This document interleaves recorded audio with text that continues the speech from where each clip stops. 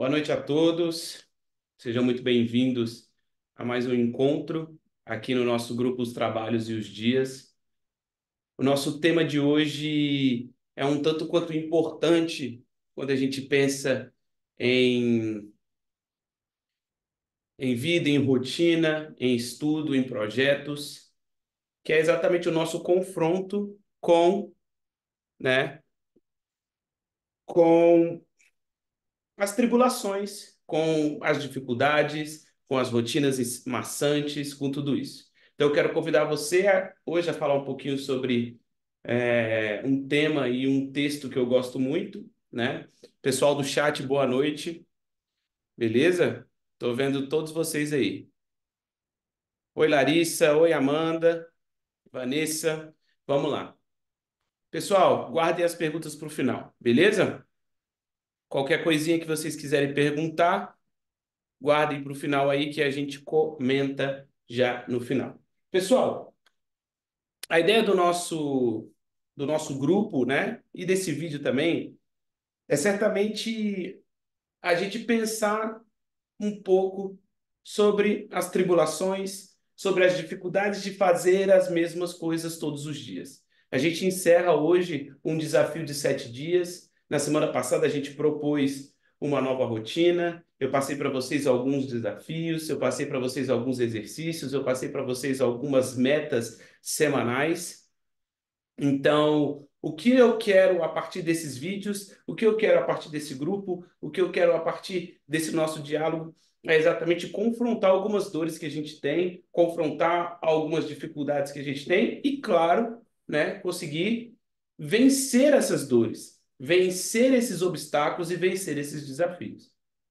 Então, tem um cara que eu gosto muito, que chama São José Maria Escrivá, ele vai dizer o seguinte: quando vier o desprezo, o sofrimento, devemos considerar o que é isto comparado ao que eu mereço. Quando a gente se coloca nessa posição de certa humildade, quando a gente se coloca nessa posição de certa é, submissão à verdade, quando a gente coloca os pés na realidade, a gente começa a se deparar com certas perguntas, e uma delas é exatamente essa. Comparado ao que eu mereço, o que é esse sofrimento? O que são essas tribulações? O que são essas dificuldades que eu passo? Aí você pode se perguntar, por exemplo, nossa, Pedro, mas como assim? Eu sou uma pessoa tão boa, né? Eu sou uma pessoa que não faço mal para ninguém, né? Eu sou uma pessoa que nunca matei ninguém, que nunca roubei ninguém. E é claro que a gente não pode deixar de lado as hierarquias, a gente não pode deixar de lado, né, as nossas gradações morais, né? Uma pessoa que nunca roubou, uma pessoa que nunca matou, ela é moralmente superior a uma que matou, a uma que roubou. Mas eu falo dentro daquilo que a gente poderia ser.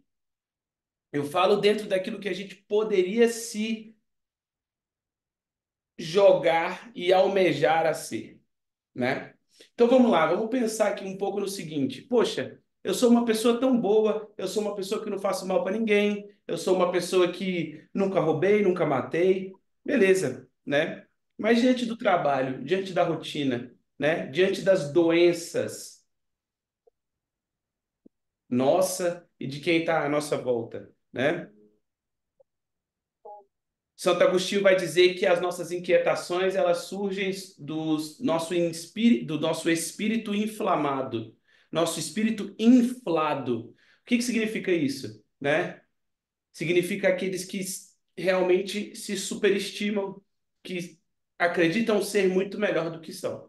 Porque se a gente for pensar mesmo com uma sinceridade, com extrema humildade, diante de alguns modelos superiores, quem de fato somos nós, né? Quem de fato sou eu? Quem de fato é você? Quem de fato somos nós no dia a dia, no trabalho, na relação com as pessoas que a gente gosta? E aqui, é claro, eu não me coloco numa posição superior a ninguém, eu não me coloco numa posição de professor de ninguém, mas eu me coloco numa posição de quem quer que você pense sobre esses assuntos, né? Será que eu realmente sou uma pessoa boa? E as mentiras que eu conto? né? E as minhas tantas atitudes, né, ou falta de atitudes por conta da preguiça, né? E a minha mania de falar dos outros, da maledicência, de mentir, de não ajudar, de me esconder, de me omitir, de não defender aquilo que eu acredito, né? E a minha avareza? Será que eu coloco o dinheiro acima, né, das minhas relações? Será que eu coloco o dinheiro acima, né, das minhas das pessoas que eu amo, os meus preconceitos, né? E aqui é óbvio, eu não estou falando de brincadeiras, não, mas aqueles preconceitos que eu carrego mesmo, eu sei que são errados. E aí, o que que eu faço com isso?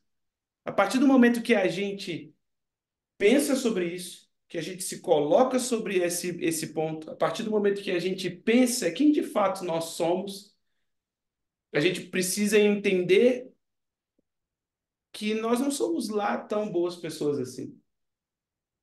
Nós somos que nós temos nossas dificuldades, nossas misérias e as nossas tribulações. E aí vem especificamente o tema da aula de hoje, do nosso encontro de hoje, da nossa conversa de hoje. A paciência e a dor, né? A paciência e a dor. Como eu trato as pessoas à minha volta? Será que eu perdoo as pessoas que estão à minha volta?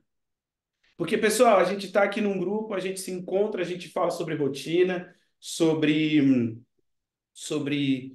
estudo, sobre planejamento, sobre, de certa forma, virtudes, sobre a tentativa de alcançar um nível de excelência um pouco maior. Na semana passada, a gente falava que projetos precisam de tempo para começar e acabar. Então, a gente aprende muita coisa nessa troca. Mas antes da gente querer começar a alcançar certos pontos, a alcançar certos níveis e alcançar certos objetivos e colocar em prática certas coisas, a gente precisa dar um passo para trás e olhar para dentro, né? Olhar para quem de fato nós somos, olhar para quem de fato para quem de fato nós somos, sem mentiras, sem máscaras e sem fantasias nenhuma, né? Nossa personalidade nua e crua. E eu falo por mim, falta muito ainda. Falta muita coisa para a gente melhorar. Falta muita coisa para mim melhorar. Falta muita coisa para que eu possa sentir minimamente orgulhoso daquilo que eu sou, porque sou impaciente, porque é, não sou amoroso como eu queria, não sou paciente como eu queria, não sou caridoso como eu queria, não sou disciplinado como eu queria, não sou resiliente como eu queria, não sou calmo e manso, né? Como eu disse, Santo Agostinho vai dizer que a maioria de nós tem o espírito inflado, né? Quando ele comenta o Sermão da Montanha, e aí ele fala desse espírito inflado quando ele diz: Bem-aventurados os pobres de espírito, né? A gente acredita que a pobreza é apenas material, a gente acredita que a pobreza ela é apenas algo ruim, mas em certas áreas da nossa vida nós precisamos tomar posse de uma pobreza de opinião, uma pobreza de egocentrismo, uma pobreza de narcisismo, uma pobreza de avareza, né? Porque diante das tribulações, das dificuldades, diante da faculdade, dos trabalhos e assim por diante, a gente geralmente fala: ah, nossa, estou com preguiça de fazer isso, que saco ter que fazer certas coisas, que saco ter que fazer esse trabalho, que saco ter que responder para esse chefe, né? A gente se coloca numa posição que somos muito bons para sofrer certas tribulações, somos muito bons para passar por essa etapa que a gente está passando. Eu sou muito bom para estar recebendo esse salário. Por que que você não pede demissão, então, se você é tão bom assim? Por que que você não pede, então, um aumento, se você é tão bom assim? Será que você se reconhece verdadeiramente como bom, como uma pessoa justa, ou você apenas projeta isso, né? E aí, o tema dessa aula, é claro, como eu falei, né, é a paciência e a dor. É exatamente uma reflexão sobre isso que eu quero conversar com vocês. Uma reflexão sobre o que nós fazemos diante da tribulação, né? O que nós fazemos diante de quando algo que não nos agrada acontece. algo que não estava nos nossos planos acontece. Então, se você está entendendo o que eu estou querendo dizer, coloca aí no chat assim, ó. Estou entendendo. Eu quero saber se você está me ouvindo, se você está me ouvindo bem e se está fazendo sentido aí o que eu estou falando. Beleza? Ótimo.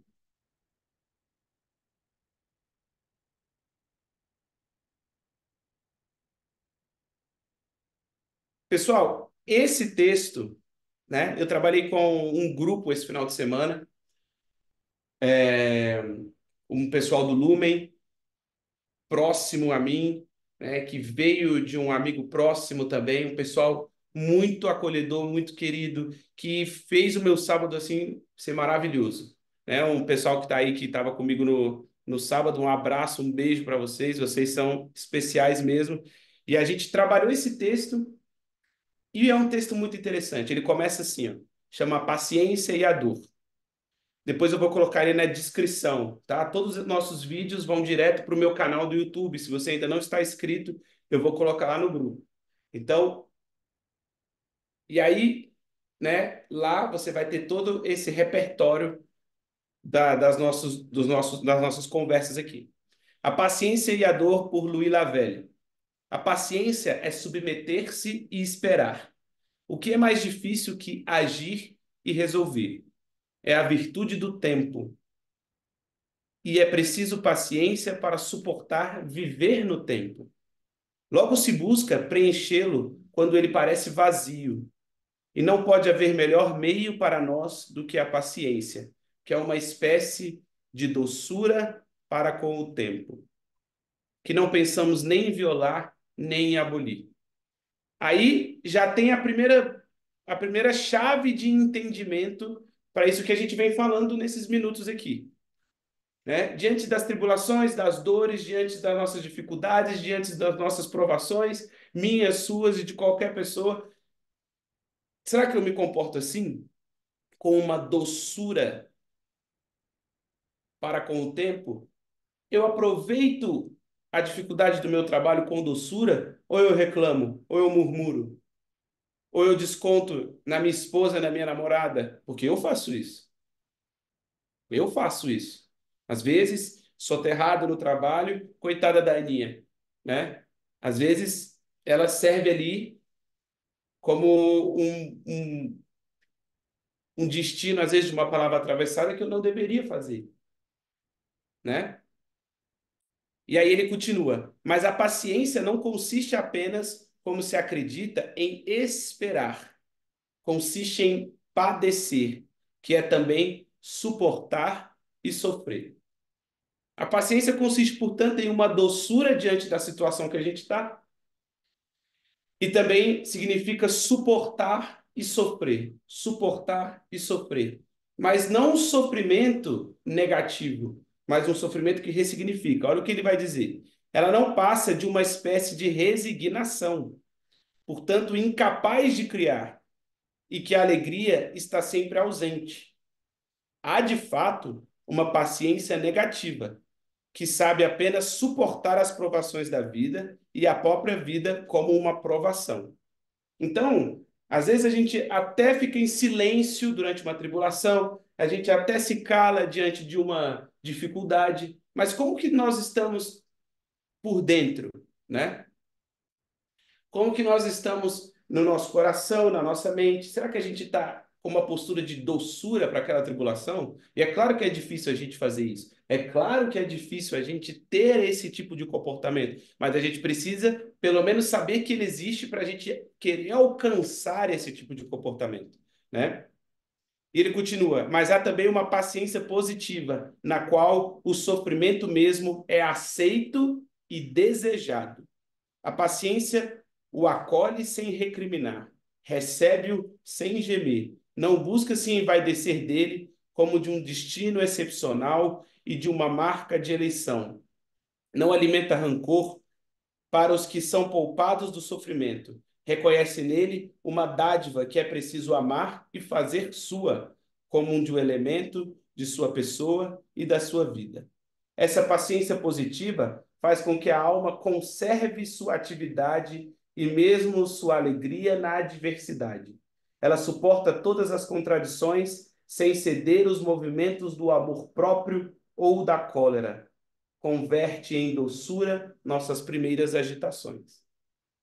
Ela suporta todas as contradições sem ceder aos movimentos do amor próprio ou da cólera. O quão difícil é a gente fazer isso? O quão difícil é a gente pegar uma situação que a gente está com uma pessoa, sei lá, aí fecham a gente no trânsito, dá dedo pra gente, alguma situação nesse sentido. O quão difícil é a gente ser paciente nessa situação? Quando a gente passa por um momento de injustiça, quando a gente é passado para trás, quando a gente é roubado. É claro que não se trata de ser cordeirinho, mas é colocar as emoções nos lugares dela, né? Colocar as emoções no lugar dela, né? Converte em doçura nossas primeiras agitações. Em sua essência mais profunda, ela sabe prosseguir uma obra cujo fruto não vê e talvez nunca verá. Então, é justamente chamada perseverança. Não se deixa cegar nem pela embriaguez da prosperidade, nem pela do infortúnio. Pessoal, vocês estão acompanhando? Nem pela embriaguez da prosperidade, nem pela do infortúnio. Tem um poema de Rudyard Kipling que ele vai dizer: não acredite em dois impostores, que é a vitória e o fracasso. Esses dois impostores eles podem te levar a sair do eixo, a pensar que você ou é um derrotado ou que você é o fodão, melhor do que todo mundo, né? Então, calar esses dois impostores é a mesma coisa que ele fala aqui. Não se deixa cegar nem pela embriaguez da prosperidade, nem pela do infortúnio, né? Até porque a prosperidade, a riqueza, ela é uma constante, ela é um comportamento que pode desdobrar-se em frutos financeiros, né? Mas nem sempre. Quantas pessoas trabalham certo, são honestas, né? E perdem tudo? Isso já aconteceu e vai continuar acontecendo. Pode acontecer comigo, né? Então, diante, por exemplo, de uma falência, quantos de nós conseguimos sacudir a poeira e se reerguer, né? E se reerguer. E ele continua assim: a paciência não conhece nem a indiferença, nem o abandono. Supõe muita força e confiança, mas às vezes ela retém de agir. Não antecipa a hora, não desanima, mesmo se o tempo nunca cumpre as promessas da eternidade, pois ela não espera a eternidade, já a vive. Ter diante de si o tempo que tudo resgata é considerar que nunca há no tempo algo que se complete, é já estar mais além de todos os tempos. Talvez ela seja a mais alta virtude do querer. Impacientar-se, diz Fenelon, é querer o que não se tem ou não querer o que se tem. Quando se quer o mal que se sofre, ele não é um mal. Por que fazer dele um verdadeiro mal, deixando de querê-lo? Pessoal, olha isso. Quando se quer o mal que se sofre, ele não é o mal. Porque a paciência é querer o que. A impaciência, perdão, é querer o que não se tem e não querer o que se tem. Beleza? Esse é um dos textos de Louis Lavelle que eu trouxe para vocês. A gente vai trabalhar muito esse autor durante esses nossos encontros. São encontros mais curtos, são encontros mais direcionados, que vão tocar em temas específicos, beleza?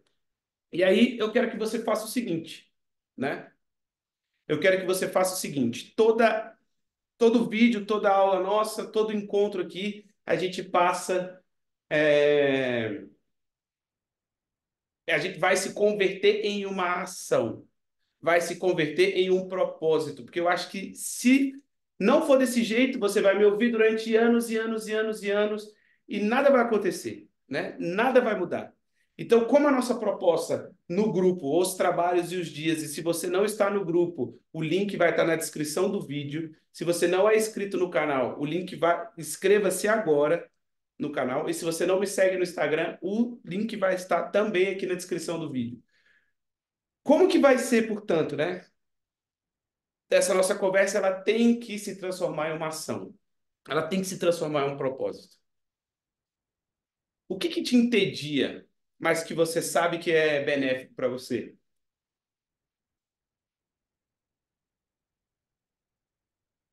O que que te desgasta? O que que te gera tédio, mas você sabe que é benéfico, né? Uma academia, uma leitura.